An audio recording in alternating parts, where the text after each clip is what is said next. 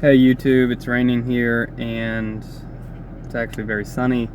Kind of a dangerously hot day today out here in South Carolina. Over 100 degrees and high humidity.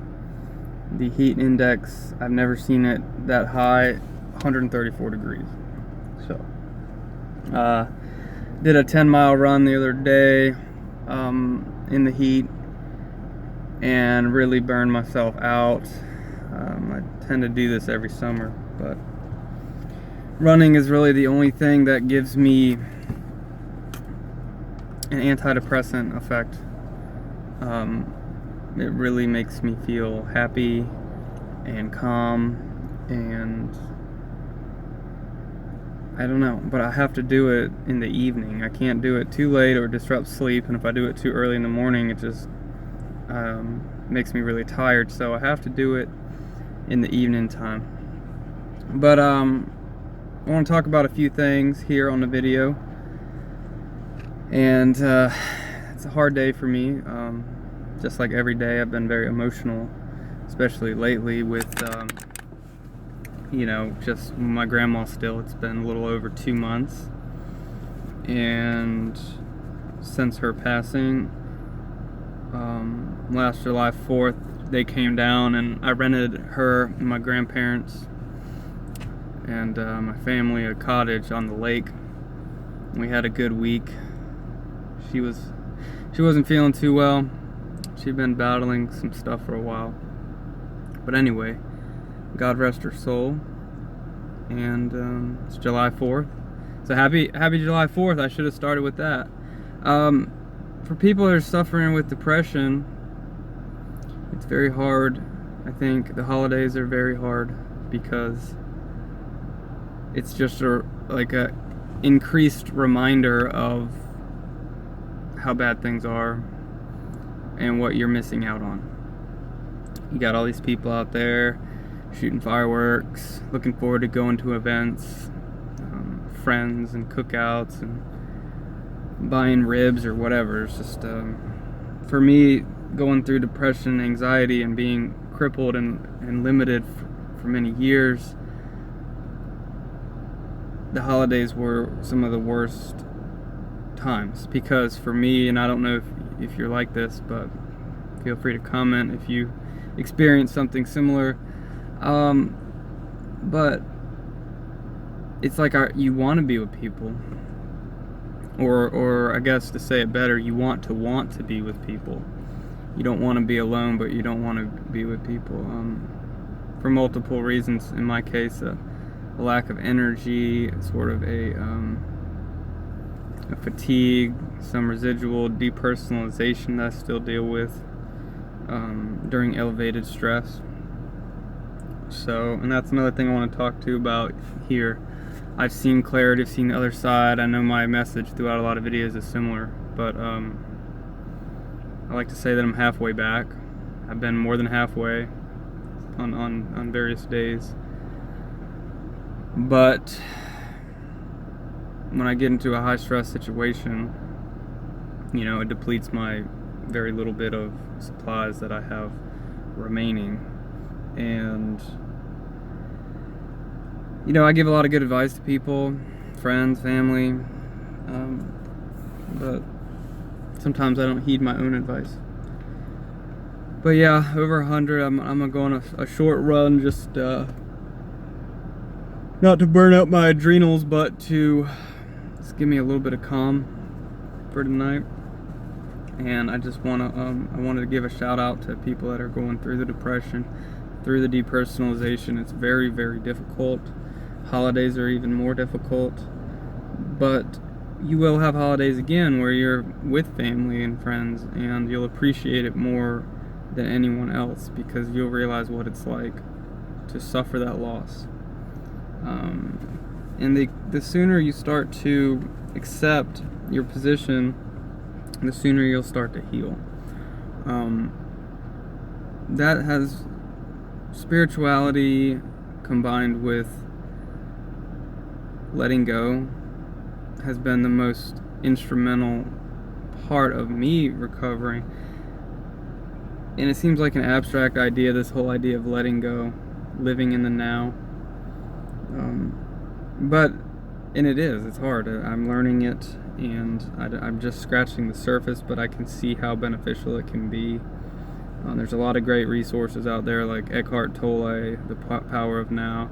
A lot of great things that sound good, but then when you try to implement them, you're like, oh, how do I do this? Because our brains are so stuck in a negative cycle. It's difficult to overcome that. So supplementation or medication can be a bridge. Supplements more so rebuilding your depleted resources. Medication potentially a bridge to, if it makes you happy, or if it not makes you happy but gets you out of bed, if it gets you to the party even though you're not really feeling it, I mean, still it gets you out. If it does, then you can start to have memories. You start to have decent memories to overlay the fear, to overcome all the other stuff, and slowly you'll get back into it and back into the routine. Just like when I was, just to do a quick recap, so you can gauge for yourself from my experience. When I first reached tolerance with Xanax over 3 years ago, and I didn't know what to do. I just wanted to feel well. I was tired of being a slave, and I took my health into my own hands. I made the mistake of quitting Xanax probably a little bit too quickly because I'm very impatient, and once I found out what it was, I wanted it out of my system. So, okay. Got my dogs with me. I'm worried about them out in the heat, but they look so bored. I brought plenty of water, and I'll keep an eye on them. But anyway, sorry. But yeah, I was at a point where my whole skin felt like it was on fire, physically.